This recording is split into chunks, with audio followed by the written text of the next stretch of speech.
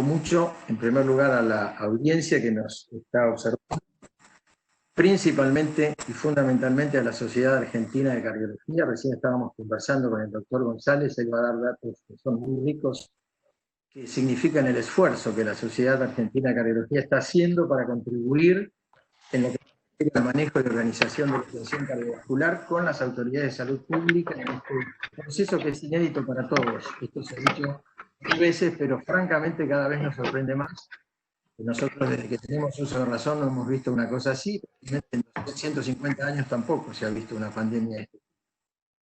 Entonces quiero agradecer a las autoridades porque me han convocado para coordinar este webinar y además porque me han reunido con una serie de excelentes especialistas, colegas y amigos de la cardiología aguda, de la cardiología de la unidad coronaria, de los síndromes coronarios agudos. Ahí están, bueno, ustedes los conocen bien y si no los reitero porque corresponde. De izquierda a derecha lo ven al doctor Ricardo Villarreal, que es el jefe de la unidad coronaria del Sanatorio Güemes de Buenos Aires, el doctor Miguel González, que es el jefe de la unidad coronaria del Sanatorio Ginocchieto y expresidente de la Sociedad Argentina de Cardiología, el doctor Aníbal Arias, que es jefe de la unidad coronaria del Instituto de Cardiología del Hospital Italiano, y el doctor Marcelo Trivi, que es el jefe de cardiología clínica del Instituto Cardiovascular de Buenos Aires. A todos los saludo ahora formalmente de nuevo. Buenas noches y gracias por estar.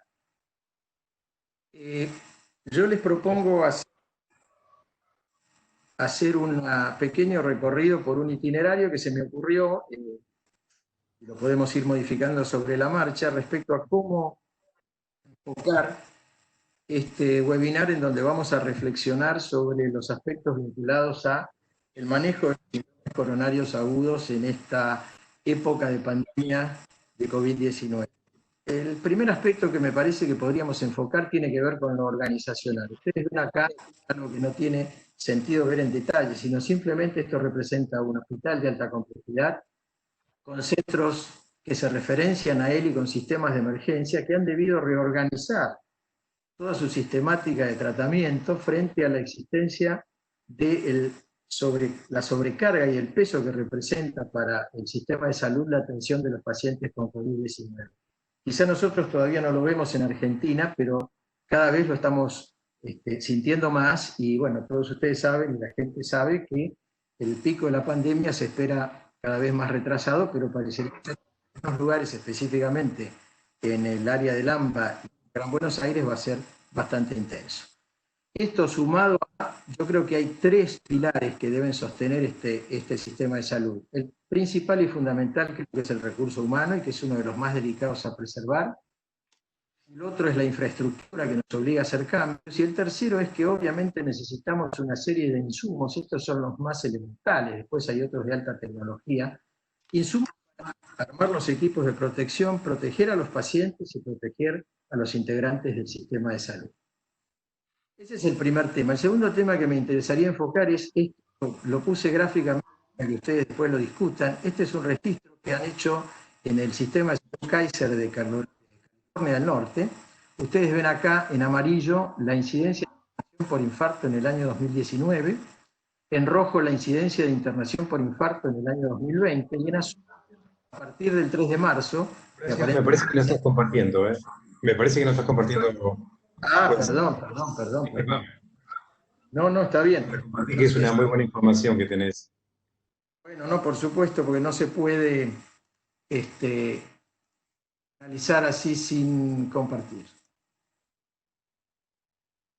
Ahora sí, seguramente. Ahora sí, Horacio. Perdón. Les decía, esto es un sistema hospitalario que hay que reorganizar para esta etapa de pacientes con COVID. Y estos son los elementos esenciales en los cuales nos basamos. Esencialmente, como les decía, el recurso humano y insumos, tanto de alta tecnología como los esenciales para la protección de nuestros pacientes y esencialmente de nuestros compañeros del sistema de salud que son los encargados de estar en la trinchera y atender.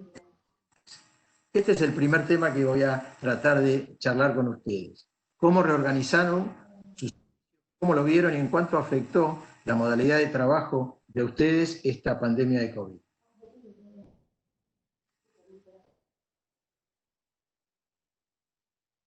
El segundo tema se refiere a esto que les mostraba. Repito, la curva en amarillo es la incidencia de internación por infarto semanal del año 2019 en el norte de California. En rojo, la misma curva, pero para la incidencia de internación por infarto este año. Y en azul es la incidencia de internación por COVID-19, que a partir del 3 de marzo, donde se reportó la primera muerte por COVID, el norte de California asciende en forma exponencial y se cruza con la curva de descenso de internación por infarto. Lo siguiente lo vamos a ver con más detalle Marcelo. Este es un estudio italiano que es muy claro. Baja realmente la internación por infarto con elevación del ST y por infarto sin elevación del ST o síndrome coronario sin elevación del ST. Pero lo más grave es que aumenta la mortalidad. De forma, vamos a tratar de discutir también por qué o cuáles son los mecanismos que nosotros creemos que son responsables. Este es un título que encontré hoy y lo comparto porque la verdad es que es el press de la European Society of Cardiology sobre un artículo que se publicó en el European Heart Journal Clinical Outcome, que dice textualmente: el miedo tiene a más de la mitad de los ataques de los pacientes con ataque cardíaco fuera de los hospitales. Y esto es lo que está pasando realmente. Esto lo suscribe la presidenta actual de la European Society of Cardiology, la doctora Bárbara Casadei.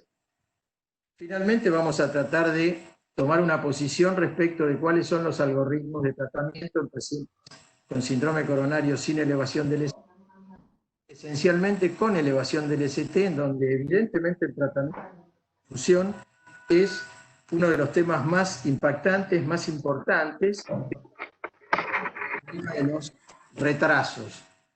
Así que yo le preguntaría en primer lugar a Aníbal, respecto del primer tema, ¿cómo han manejado ustedes y cómo has visto vos que afecta a la organización del servicio de unidad coronaria, del servicio de cardiología en general, inclusive el servicio de cardiología intervencionista, la necesidad de estos circuitos de aislamiento y de proveer los insumos y el cuidado del personal de salud?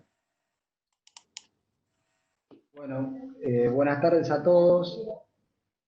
Muchas gracias, Horacio, por la presentación y a la Sociedad Argentina de Cardiología por la invitación. Como saben, el Hospital Italiano es un hospital de alto volumen. Actualmente hay 750 camas, es un hospital de alta complejidad y hemos trabajado en forma muy estrecha en conjunto con el Comité de Infecciones, con la Dirección Médica y con nuestros colegas de cirugía cardiovascular y de hemodinamia, ¿no? Los protocolos de manejo han sido muy dinámicos desde el comienzo de la pandemia. En primer lugar, una de las cosas que hicimos fue una sectorización, tanto en el departamento de emergencias como en la unidad coronaria, así como también equipos específicos médicos de atención a pacientes COVID y a pacientes no COVID. Otra cosa fue el tema de la provisión de equipos de protección personal. También se trabajó en la educación médica y en el entrenamiento.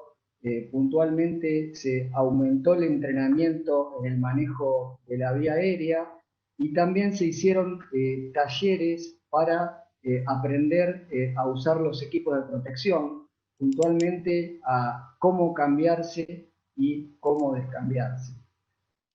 Otro punto también sobre el que se fue trabajando y también en forma muy dinámica es establecer bien los criterios para hisopar pacientes, ¿sí?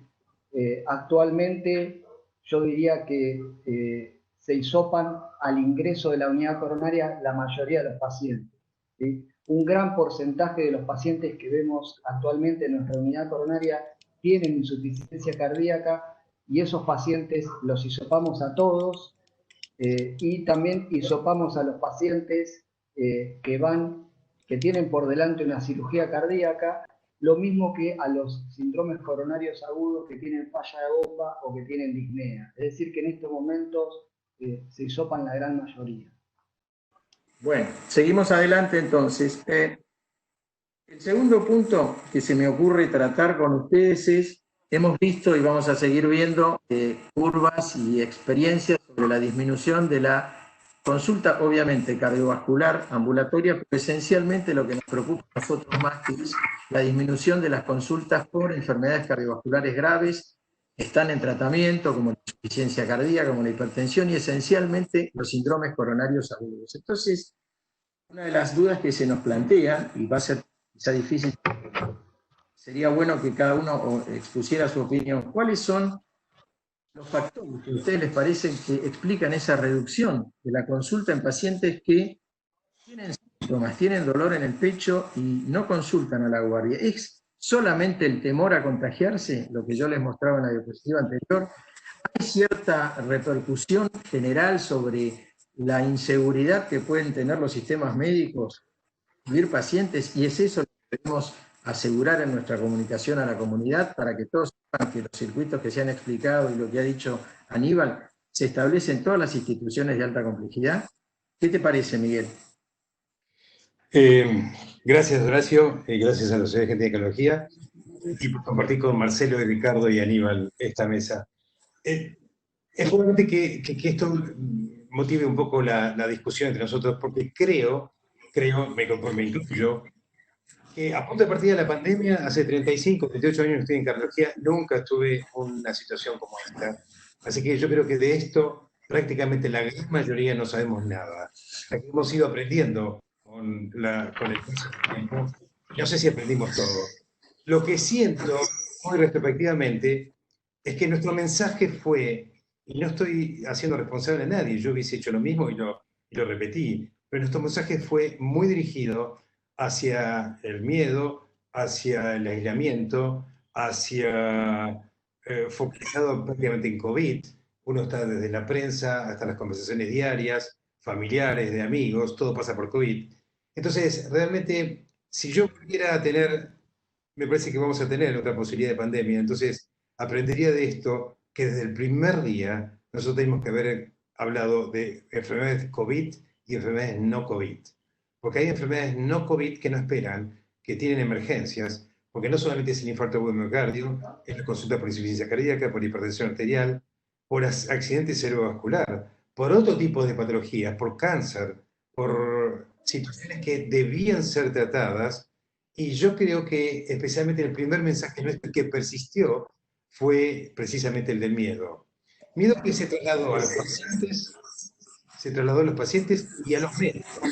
Porque hoy en día los médicos también tienen miedo. De ahí entonces que el producto de este miedo, o producto ya sea por ignorancia o precisamente por angustia, los mismos médicos inclusive no solamente desconfiamos, sino que pensamos que estamos insuficientemente protegidos cuando realmente estamos con un equipamiento de protección suficiente, sin embargo queremos más, y habitualmente queremos más, o sea, tenemos claramente la especificación que se puede hacer y proteger muy bien con un barbijo quirúrgico e inclusive una máscara facial, sin embargo queremos un N95, aunque sea para saludar a un paciente de frente en el consultorio. O sea, lo que quiero decir es que si los propios médicos tenemos miedo, los pacientes también tienen miedo. Y esto quiere decir que lo último, estoy volviendo al consultorio de hace 3 semanas, que nosotros teníamos suspendidos. A todos les he preguntado, ¿por qué no viniste? ¿Qué pasó que no? Y todos me respondieron, no tanto por el miedo. Miguel, no vine porque vos me dijiste que no venga.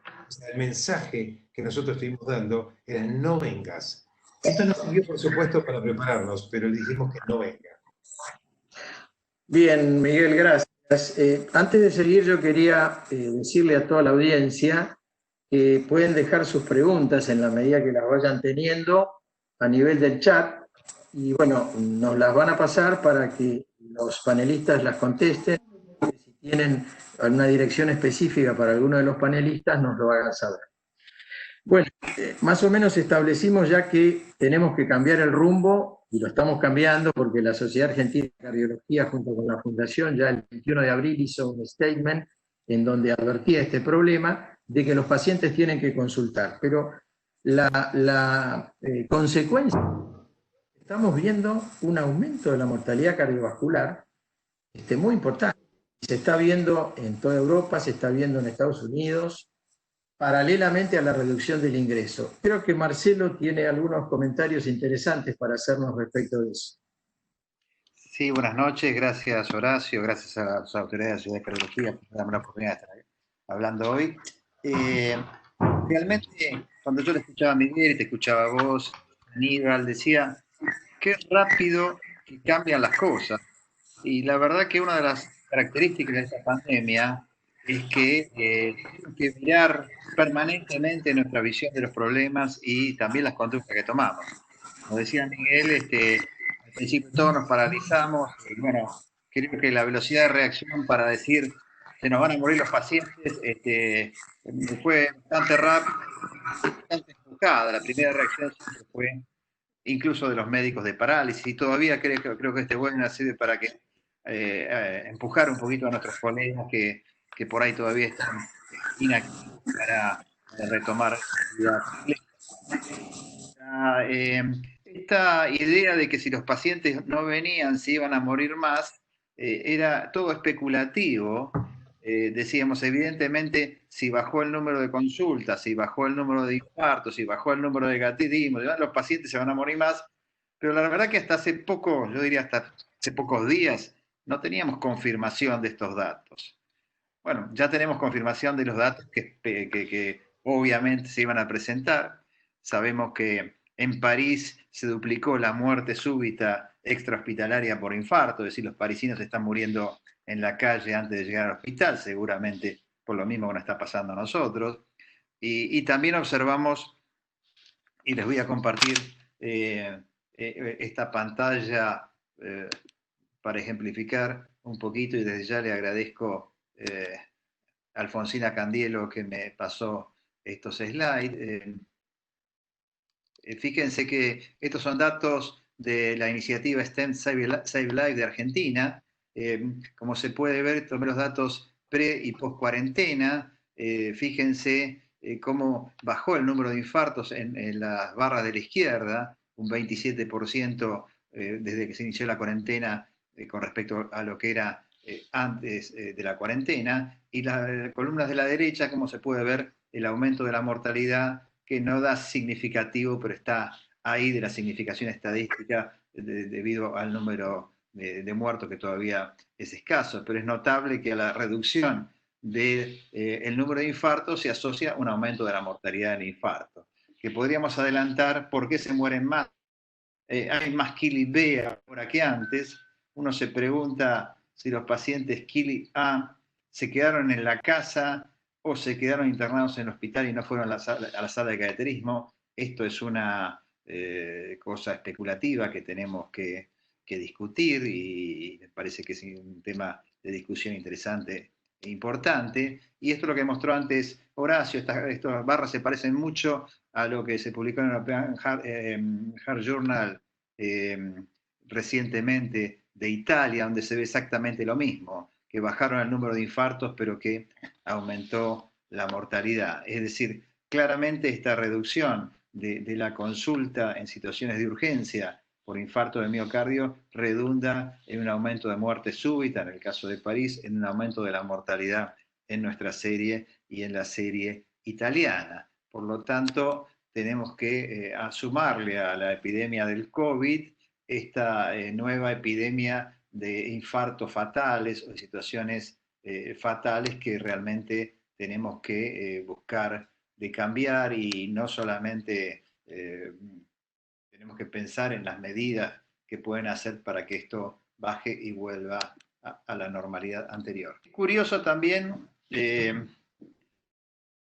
y relacionado a lo que estábamos charlando, ¿por qué bajaron el número de infartos?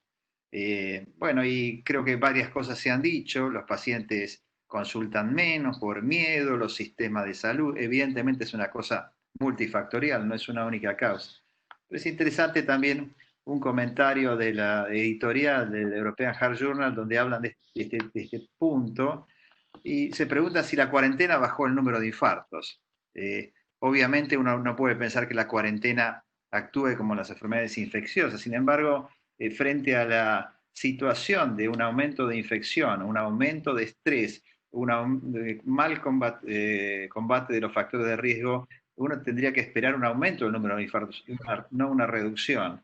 Y a ese respecto pareciera que la cuarentena tiene algún efecto beneficioso sobre la reducción de los infartos, que podría estar relacionado fundamentalmente a la reducción de la contaminación ambiental, en especial la contaminación auditiva, así por lo menos lo describen en esta editorial que me pareció muy interesante. Podría ser que de alguna manera la contaminación ambiental, que es un factor de riesgo que en general le damos poca importancia, evidentemente en el mundo la contaminación ambiental ha bajado con la cuarentena y por ahí eso podría estar en cierta manera reduciendo el número de infartos.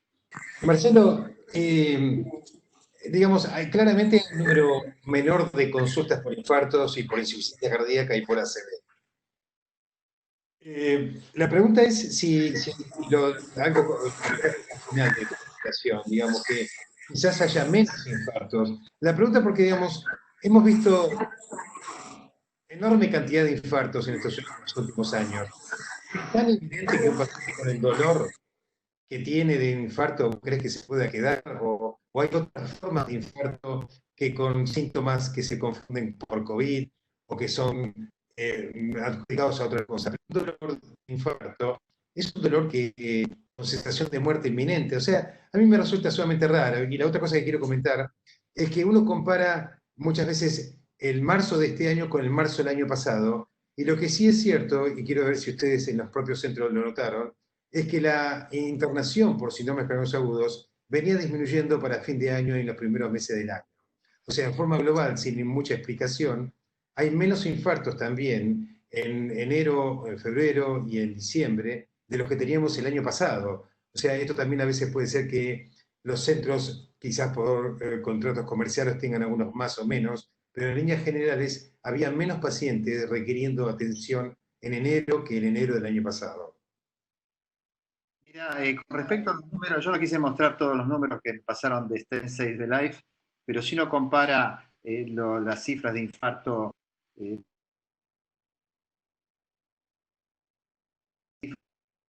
el primer trimestre 2020 versus 2019, las barras son exactamente las mismas. Es decir, ha habido una reducción del número de infartos si uno compara la pre y post cuarentena, compara el primer trimestre del 2020 con respecto al trimestre del 2020.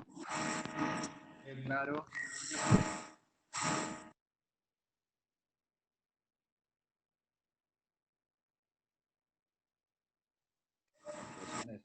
Que son difíciles de interpretar y sobre todo porque, bueno, cuando uno ve las cifras de infarto nuestras y en Italia,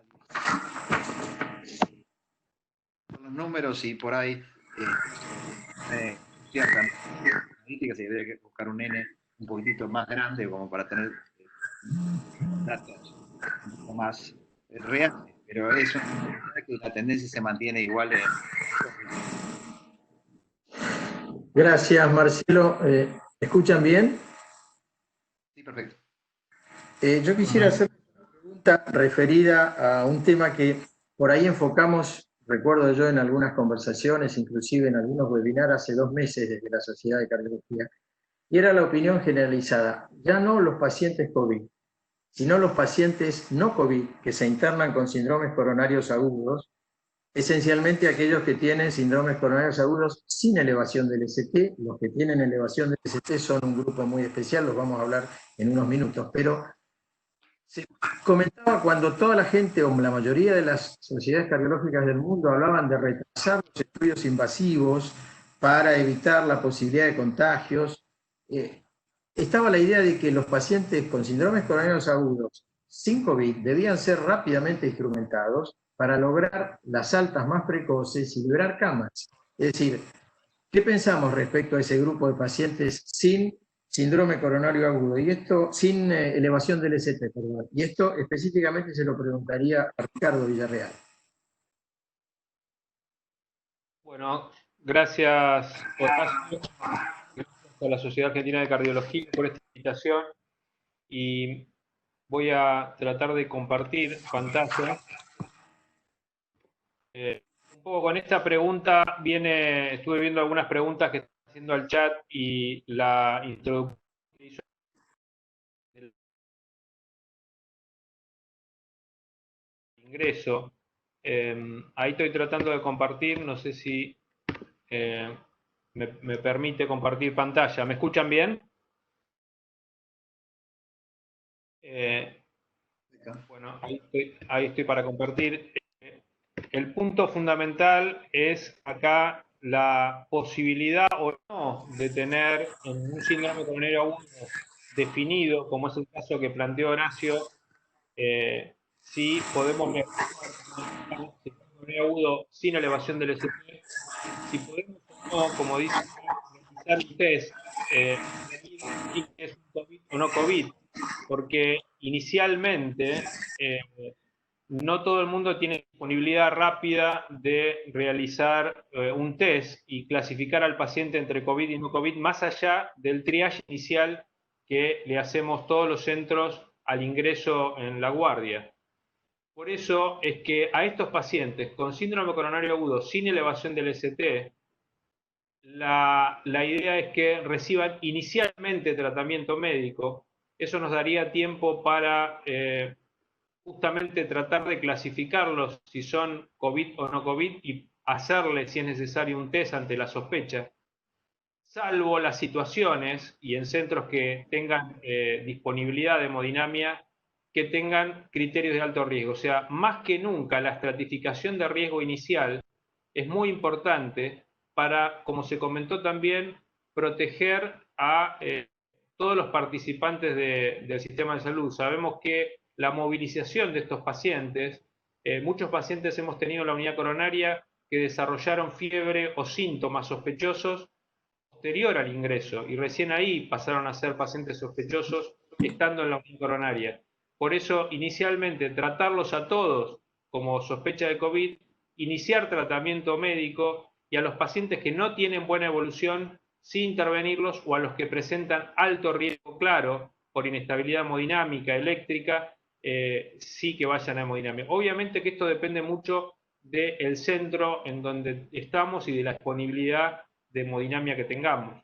Y obviamente a la mayoría de los pacientes evaluar la cinecoronariografía en forma diferida. Pero como concepto inicial en esta situación, y también en qué situación estemos, porque como decíamos antes, hace aproximadamente 3 semanas, la mayoría teníamos las unidades coronarias con muy pocos pacientes y había muy pocos pacientes en general en los sanatorios y en las clínicas. Situación que está cambiando ahora y hay una sobrecarga de pacientes en la mayoría de los centros, por lo menos del AMBA. Esto me parece importante y me gustaría que si ustedes tienen alguna cosa para agregar, porque es un poco un mensaje que transmitimos de cómo manejar el síndrome coronario agudo en un paciente no definidamente COVID, no sospechoso. Es decir, basarnos en el tratamiento médico inicial, estratificar la respuesta del tratamiento y su riesgo y en base a eso proceder. ¿Y es eso lo que todos ustedes piensan? Estoy hablando de síndrome sin elevación del ST, por supuesto. Miguel. No, creo que, no sé, me parece que pensamos lo mismo, pero estamos diciendo otra cosa, Ricardo. Yo creo que, en primer lugar, no cambiaría lo que hacía antes, y creo que hay que hacer sumamente rápido la estabilización y la evaluación no invasiva, tomaría 2 o 3 días de internación, y creo que estos pacientes, obviamente no estoy diciendo de actuar, pero que tienen una mínima posibilidad de mejorar o justificarse en una coronografía, y si se realiza en 24 horas está fuera. O sea, realmente yo creo que hay que ser lo más rápido posible y no hacer un tratamiento, una estrategia conservadora. O si no, en realidad estamos haciendo un doble estándar. Antes no pensábamos de esta manera y lo que yo creo que hay que hacer ahora es ser muy rápido y mucho más quizás invasivo de lo que era antes para ser rápido. Yo no estimulo que se queden.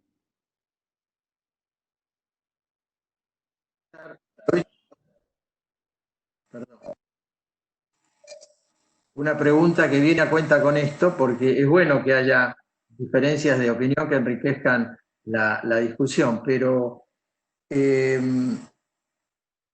también el resultado hace que de nuestra actitud previa, y depende de la complejidad y sobre todo de la sistemática de cada servicio, sigamos o no con la actitud que teníamos antes. Yo le preguntaría a Aníbal, porque también tiene que ver, la utilización de métodos que nos ayudan habitualmente, como los métodos radioisótópicos en pacientes de bajo riesgo, que tienen una buena evolución inicial, el ecocardiograma, el ecoestrés. Es decir, esos enfermos de bajo riesgo siguen manteniéndose con este tratamiento conservador y dejaríamos solo los de mediano y alto riesgo para esa actitud invasiva precoz que está sugiriendo Miguel.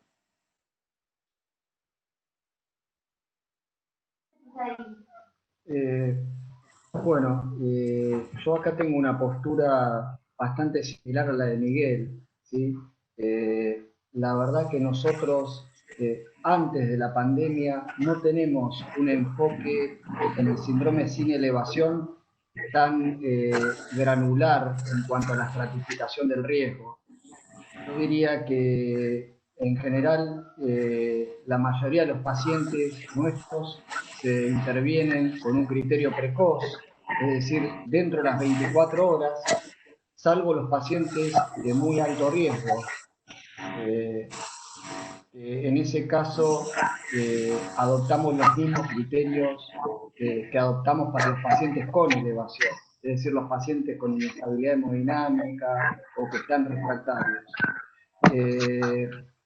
Y la verdad que esto también un poco tiene que ir de la mano con la incidencia de COVID en la región y en el hospital. Y la verdad que el número de casos de COVID es bajo en el hospital y en la unidad coronaria hasta ahora no hemos tenido COVID. De nuevo que concuerdo con Miguel y nosotros estamos trabajando prácticamente de la misma forma. Tratamiento médico completo, se hisopa al paciente y en general dentro de las 24 horas se interviene. Salvo que sea de muy alto riesgo y ahí se le da el criterio de las guías europeas como un síndrome con elevación.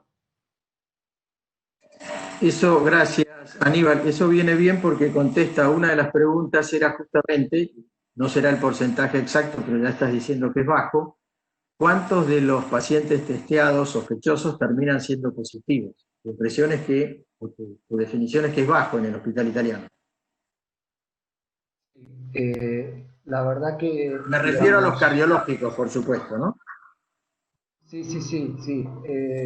Digamos, se toma, al ingreso se lo toma como COVID posible, pero la mayoría de estos pacientes, o prácticamente ninguno, tiene verdaderamente síntomas compatibles, salvo que hayan estado en algún momento en contacto estrecho con algún caso y pasó inadvertido.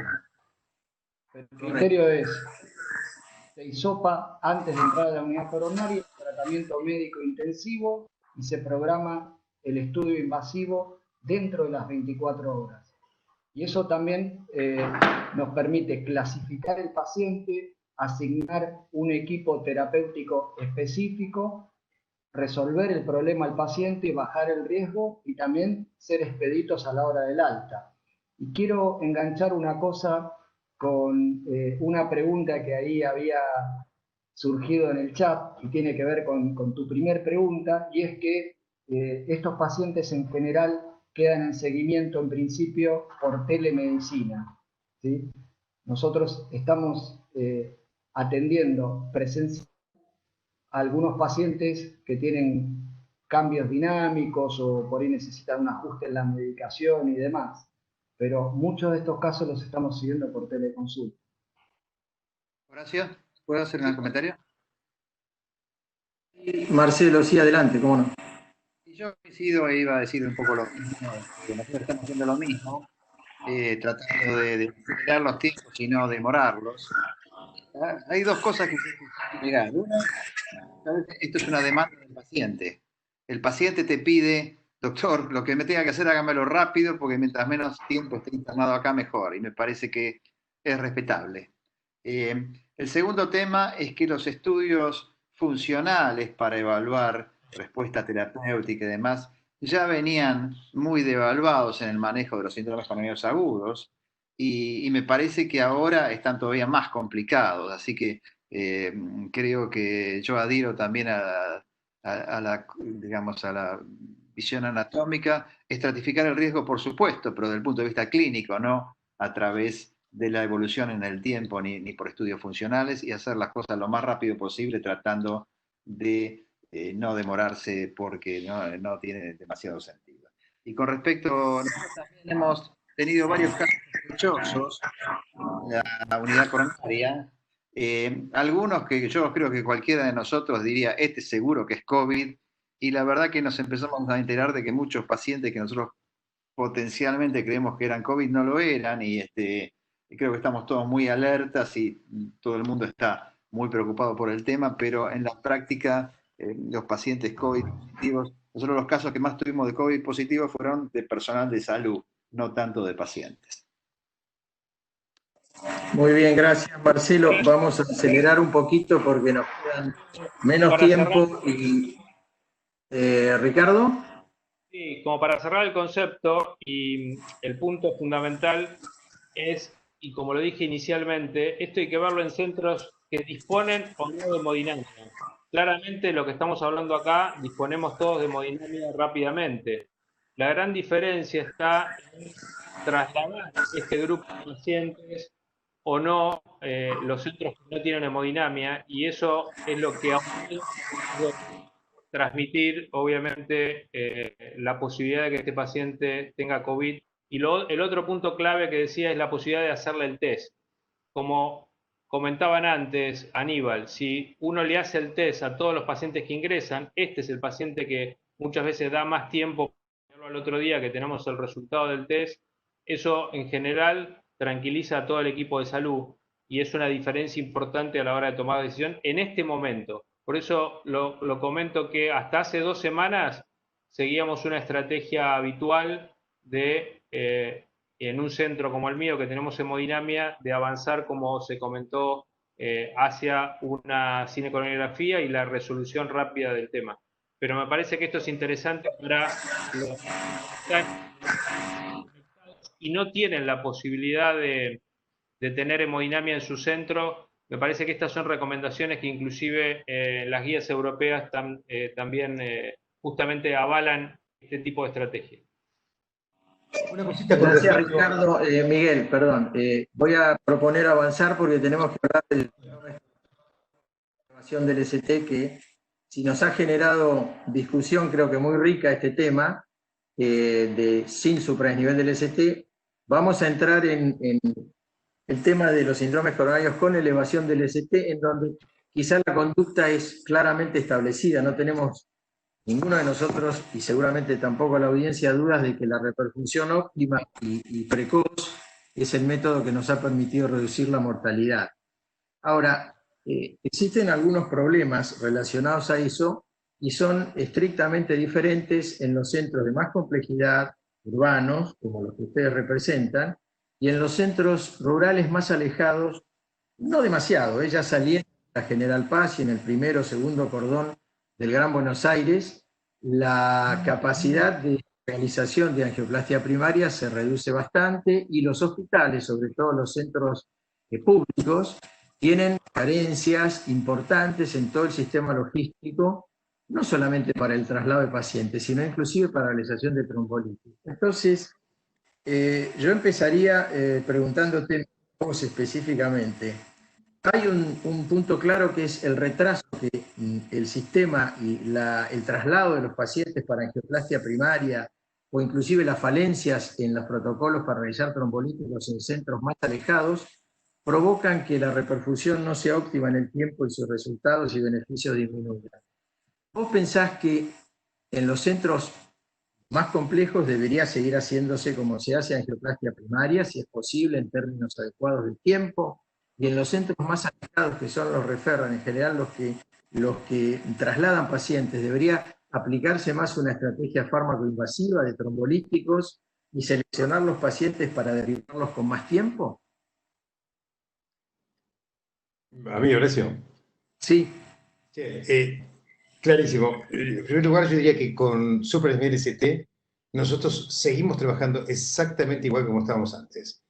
Digo esto porque esto se contrapone con algunas sugerencias de las sociedades americanas, donde se han pasado diciendo, bypasseen la guardia, nosotros seguimos insistiendo que estos pacientes deben tratarse como estaban antes, lo más rápidamente posible.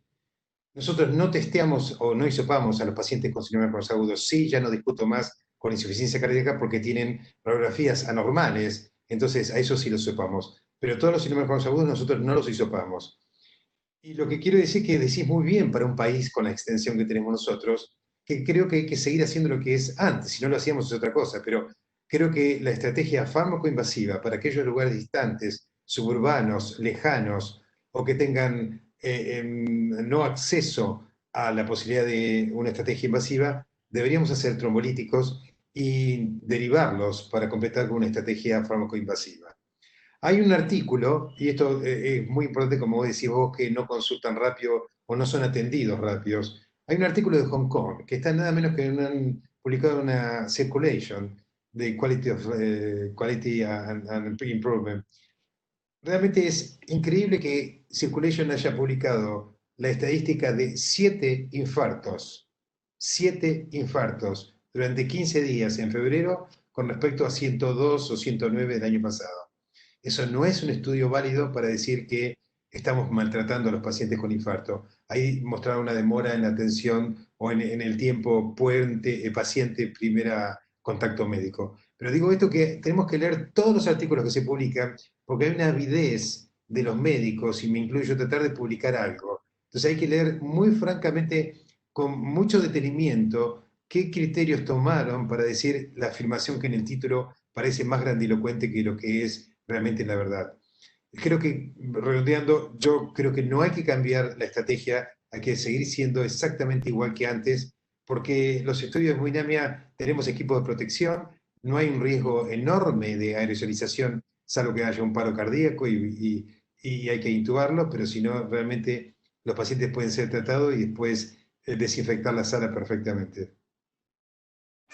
Gracias, Miguel. Yo quería consultarle a Marcelo, profundizando un poco en este tema.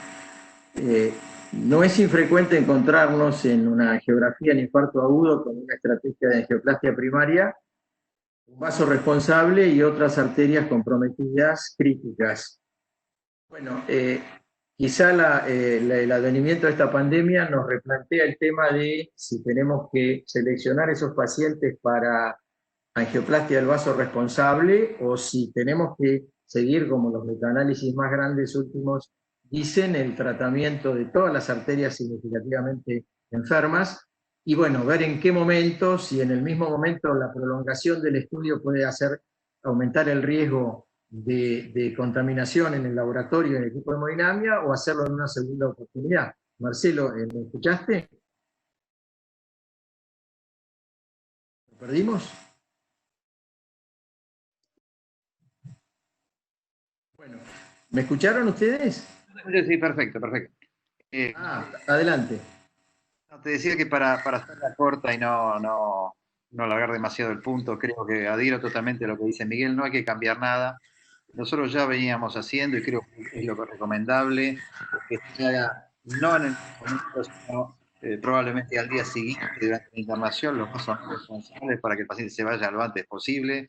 Creo que frente a la alternativa de hacerlo todo en el mismo momento o hacerlo después del alta, lo más práctico para es hacerlo al día siguiente y que después el paciente sí, ya repriorizado, continúe el tratamiento o el tiempo de internación, lo que sea lo menor posible, pero la idea es justamente no externar al paciente sin hacerle los otros vasos y tampoco hacerlo en el momento del infarto, del tratamiento de arteria responsable.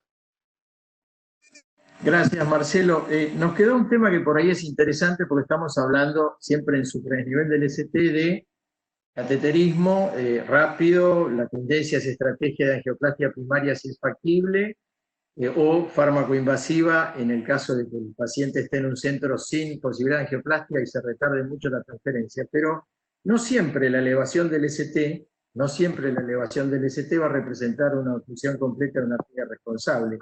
A lo mejor Ricardo nos puede comentar brevemente un poquito cuál puede ser otra causa fisiopatológica de este cuadro que parece o aparenta ser un infarto con elevación del ST en un paciente con COVID-19.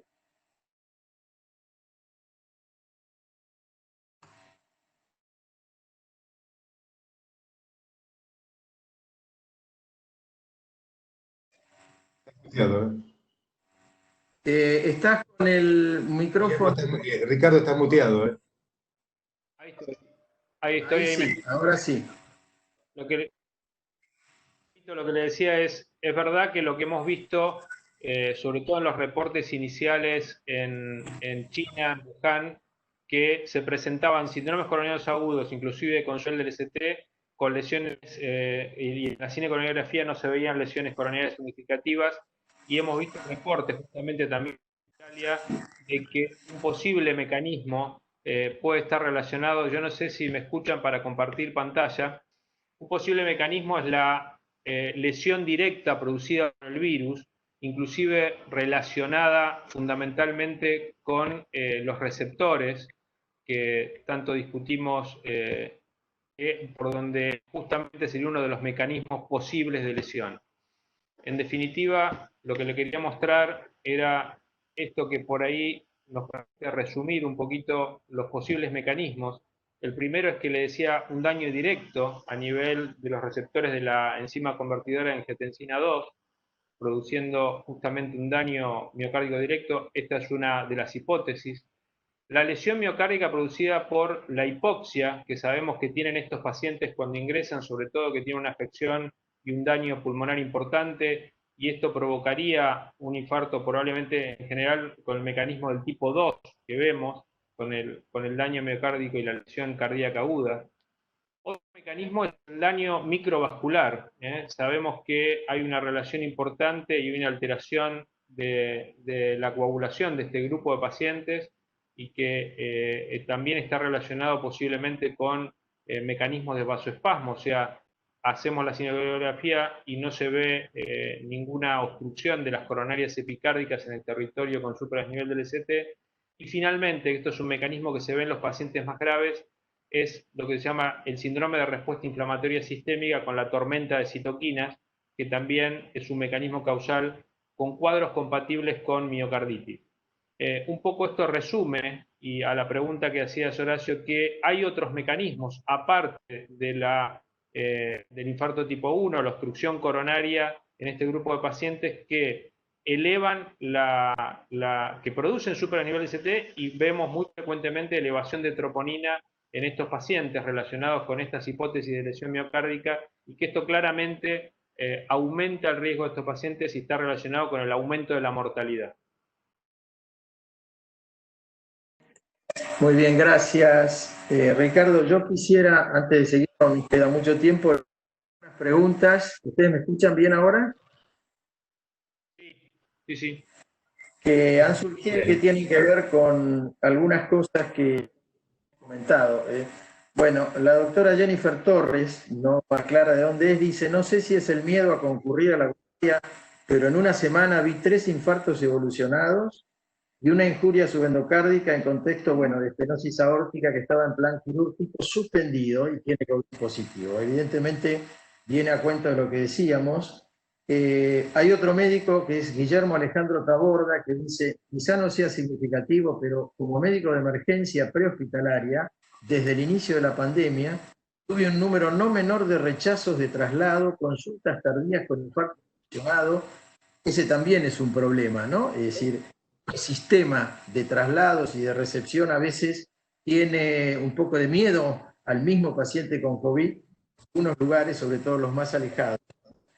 Otro dice, por ejemplo, uno de los temas que me gustaría que charláramos ahora, y que tiene que ver con que los centros, dice en el interior, Carlos Eduardo Sánchez, considero que la visión de los grandes centros y de los hemodinamistas, no tenemos intervencionistas, acá somos todos cardiólogos clínicos, debería contemplar la real situación del contexto pandémico, ya que en el interior no tenemos la posibilidad de acceso ni de testeo rápido, ni de hisopado por sospecha, por lo tanto debería priorizarse el tratamiento médico. Lo que yo les quiero preguntar acá es, para este contexto, el síndrome coronario agudo con elevación del ST, estos centros periféricos, lejanos, tienen un recurso muy importante que es la red de atención. Nosotros hace ya 3 años que manejamos una red de atención en el interior que se llama RAPAN, con centros que están a 200 o 300 kilómetros y que tienen protocolos unificados en los cuales en el infarto con elevación del ST, con un traslado que supera los 90 a 120 minutos para llegar a una angioplastia,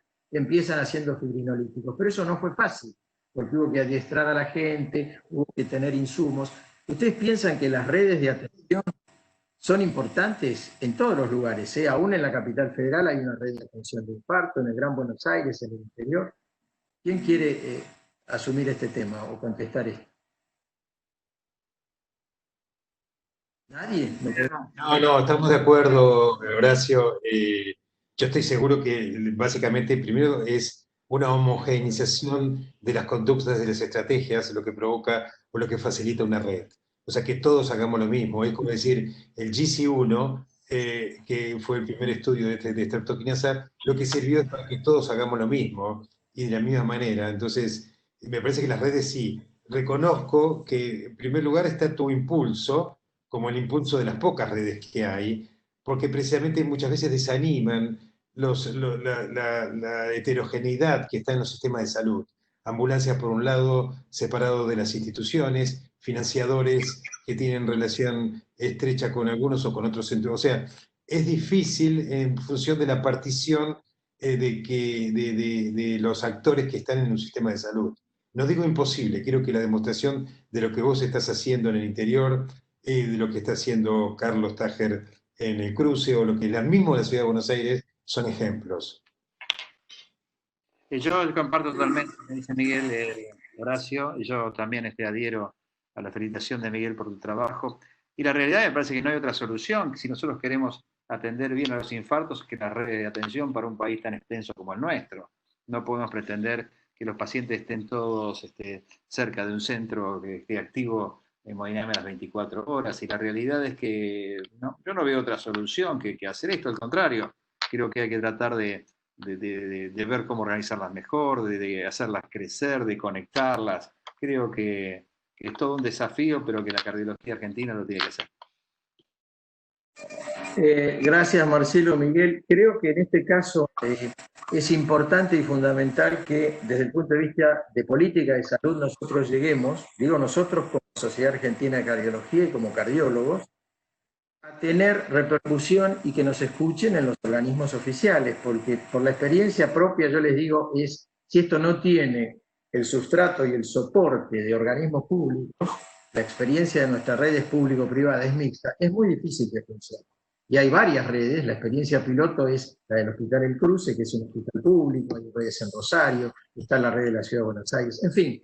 Yo creo que la red horizontaliza a los centros que tienen menor recurso y que pueden llegar a compartir los protocolos y la ayuda en los centros de mayor complejidad para cómo tratar a los pacientes. Pero en base a esto y en base a las normativas y en base a las recomendaciones, yo le quería preguntar a Miguel, que tiene la experiencia envidiable y difícil de haber estado dirigiendo, siendo presidente de la Sociedad Argentina de Cardiología, ¿cómo ve el rol de las sociedades científicas respecto de establecer normativas, dar recomendaciones, hacer actividad educativa, no solo para los médicos, sino también para la comunidad, en este tipo de situaciones que son realmente inéditas y que además agregan el peor pronóstico de los pacientes con infarto agudo de miocardio, con elevación y sin elevación de CT y de toda la patología cardiovascular? ¿Cuál es el rol de las sociedades? ¿Lo estamos cumpliendo? Hay un rol que ha sido longitudinal, que es tratar de que las sociedades científicas, en este caso la Sociedad Argentina de Cardiología, y no dejo de pensar también en la Federación Argentina de Cardiología, pero específicamente la sociedad de ser lo que se llama el clúster central del conocimiento. Y esto es duro, no es fácil. Yo creo que precisamente la sociedad debería ser el clúster central porque es independiente, porque es de pluripensamiento, o sea, hay muchísimos cardiólogos de diferentes pensamientos que la conforman, y eso abre entonces una sensación más de pluralismo y democracia en las decisiones. Yo creo que la sociedad, no envidio a José Navarro, que está haciendo un trabajo impresionante en función de que estamos desgraciadamente en un país que con severos problemas económicos y esto también afecta y va a afectar a la sociedad. Precisamente, por lo pronto ya sabemos que el Congreso está postergado hacia noviembre. Seguramente hay muchísimos trabajos y discusiones. Creo que el trabajo no se lo envidio porque es más duro de lo que me tocó a mí, pero fíjense que la sociedad responde, y no es una cosa, la sociedad es abstracta, la gente que conforma la sociedad. Hablábamos antes de empezar y yo revisé este tema. La sociedad, precisamente para aclarar, para traer contención y para tratar que sus propios socios y no socios que también leen, estableció, por ejemplo, 23 webinars en 40 días hábiles. Estamos hablando que había webinars todos los días o día por medio. 23 webinars en los cuales hubo invitados extranjeros, gente, SAC, que estuvo hablando desde el extranjero, como fue Julio Panza o Cingolani de Estados Unidos, gente que nos ha apoyado, digamos, de alguna manera, gente del interior, gente de capital, o sea, con un pensamiento que realmente eso, si no lo aglutina la sociedad, esa intencionalidad de... Yo hablaba el otro día con una persona que la verdad que me sentí muy bien que lo haya dicho. Dice, yo realmente me actualizaba mucho, es una persona que viaja en congresos varios y como están suspendidos los congresos internacionales, pero es un médico amigo del interior, estoy muy contento de que con los webinars he podido acceder al conocimiento mucho más rápido de lo que hubiese tenido que buscarlo de alguna manera. Me parece que esta forma de compartir algo que no sabemos qué hacer, así que esta forma yo aprendo de escucharlo a Aníbal, a Ricardo, a Marcelo y a vos, Horacio, aprendo hoy de qué están haciendo otros colegas, amigos míos, porque no sabemos. Es que la sociedad es un papel importantísimo. La toma de posición que ha tenido juntamente con la Fundación Carológica Argentina fue un momento de decir, nosotros estamos acá, nosotros queremos recalcar un tema muy importante como fue la desatención de los no COVID, y con propuestas, pues no solamente fue una queja, fue una propuesta. Yo creo que el trabajo que está haciendo toda la mesa directiva dirigida por José es hasta ahora excelente. Gracias, Miguel. Fíjense, les voy a dar dos opiniones, no preguntas, que me parece que resumen bastante bien lo que hemos querido decir y en lo que creo que estamos de acuerdo. Hay un doctor que dice, no veo cuál es la diferencia entre el tratamiento de los pacientes con y sin COVID, que se podría traducir a igual, seguimos haciendo lo mismo, que es lo que decía Miguel, lo que decía Marcelo. Y otro doctor del interior dice, Federico Corinaldesi, soy de una ciudad del interior de la provincia de Buenos Aires, y como decía un gran profesor de la UBA, el mejor tratamiento sigue siendo el que más a mano tenemos. Fíjense la diferencia, una persona que está en un lugar alejado, en donde lo que más a mano debe tener seguramente es el trombolítico para el infarto con elevación, y después una estrategia fármaco-invasiva. Estamos casi llegando al final. Yo les pediría que brevemente, empezando por Aníbal, demos una conclusión, lo que les interese, para que vieron ese ítem que se llama mensaje, take a message, un mensaje para llevar a casa. ¿Cuál sería el tuyo, Aníbal?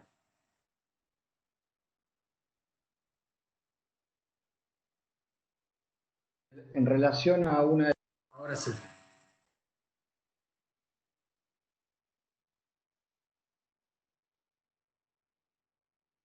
del chat, es que, digamos, hay tres cosas. Por un lado está el riesgo cardiovascular del paciente, por otro lado está la incidencia de COVID en esa región,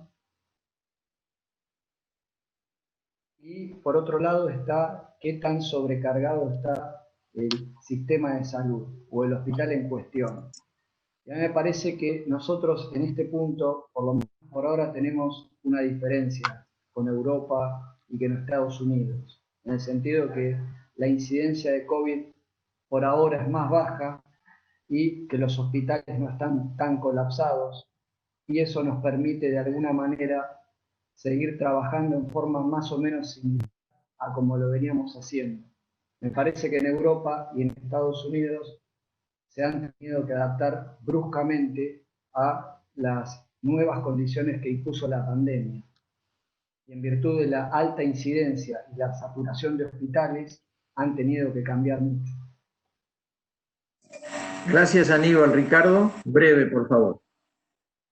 Y bueno, coincidimos un poco y ahora hablando de síndrome coronario con supradesnivel del ST, creo que acá sí hay coincidencia de que debemos tratarlo, como decimos siempre, con el método más rápido que tenemos de repercusión. Si estamos en un centro con hemodinamia, claramente no cambia la situación, sí cambia fundamentalmente, como lo comentaste, Horacio, inicialmente, en el equipo de protección del equipo que lo atiende y disminuir la cantidad de operadores que hay en la sala para proteger al equipo de salud.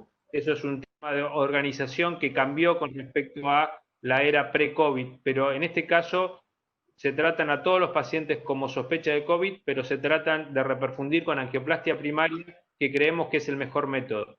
Pero como se comentaba antes, inclusive las redes son muy importantes porque muchas veces, como vos tenés mucha experiencia, el paciente y eso le da tiempo, que es causa de demora de preparación al equipo de angioplastia primaria. Entonces, si está el paciente a una distancia considerable y se puede estimar el tiempo cuando la red está activa, es muy importante porque el equipo que lo recibe en la sala de hemodinamia ya está cambiado y ahora lleva más tiempo la preparación por el equipo de protección. Y creo que también pone mucho en valor la estrategia fármaco-invasiva en este grupo de pacientes, sobre todo los que consultan el primer centro con tiempos cortos, o sea, dentro de las primeras 6 horas, creo que la estrategia fármaco-invasiva es muy valiosa. Gracias, Ricardo. Le pediría a Miguel y a Marcelo breve la conclusión, porque quiero al final, si me permiten, es una de las prerrogativas del coordinador, cerrar esto con una sola diapositiva que creo que les va a interesar a todos, sobre todo a la amplia audiencia que nos está acompañando. Miguel. Yo voy todos los días a trabajar y no entro a la sala, aunque no es el tema que quise dar un homenaje a los médicos, enfermeras, camas, extraccionistas, radiólogos que entran todos los días a atender a los pacientes. Es mi homenaje. Gracias, Miguel. Espectacular y emocionante, te diría, porque es un homenaje que todos compartimos. Marcelo. Sí, yo vi en el chat mucha gente del interior y demás comentando más o menos lo mismo acerca de, bueno, yo no tengo los medios de la cardiología más avanzada o no tengo mayor complejidad. Yo creo que el mensaje que tenemos que dar desde la Sociedad de Cardiología es, estés donde estés, tenés que estar al lado del enfermo. Si tiene un síndrome coronio agudo, evitar que lo tenga, si lo tiene, tenemos que estar ahí, estar cerca de nuestros pacientes porque no los podemos ganar en este momento. Gracias, Marcelo. Para tomar un poco a modo de conclusión esto que les voy a decir, quiero otra vez reiterar el agradecimiento, lo dijo muy bien Miguel, más de 20, 22 webinar, más allá de todos los documentos, todos conocen el documento del 21 de abril de toma de posición de la Sociedad Argentina de Cardiología y la Fundación Cardiológica Argentina. Y agradecer otra vez que haber compartido esta interesantísima charla con ustedes y con tanta gente, creo que hay más de 1.200 personas conectadas.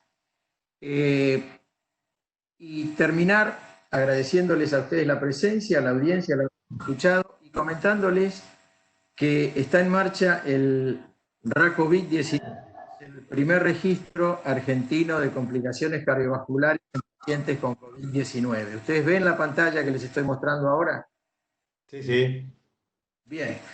Simplemente, si ustedes ingresan en la Sociedad Argentina de Cardiología, este es un registro conjunto, como pueden ver, Federación Argentina de Cardiología y la Sociedad Argentina de Cardiología, lo cual representa también un trabajo mancomunado que ya hace varios años se viene haciendo, por ejemplo, en el registro Argentino, el registro de infarto con elevación del ST, entre ambas sociedades, y también con el oficio del Ministerio de Salud Pública. Pero en concreto, este registro planea ser un estudio prospectivo, multicéntrico y observacional, en el cual se convoca a todos los centros que quieran participar para registrar los pacientes que ingresan. Ese es el primer punto, la incidencia de pacientes que ingresan con COVID comprobado. ¿Cuáles son las complicaciones cardiovasculares que esos pacientes presentan? ¿Cuál es el pronóstico? Se tiene programado hacer un seguimiento a 30 días y cuál es la mortalidad, y tratar de identificar elementos predictores de complicaciones cardiovasculares y mortalidad. Creo que esto está en consonancia con lo que las dos sociedades de nuestro país pueden ofrecer como investigación para darnos elementos. Esta pandemia va a seguir, es probable que tengamos otros picos, y bueno, vamos aprendiendo todos los días, y ahora con la actividad conjunta y confraternizada, digamos, entre ambas sociedades, vamos a tratar de aprender mucho más. Les agradezco a ustedes nuevamente, les agradezco a todos los que nos han escuchado, bueno, y espero que anden todos bien y cuídense mucho.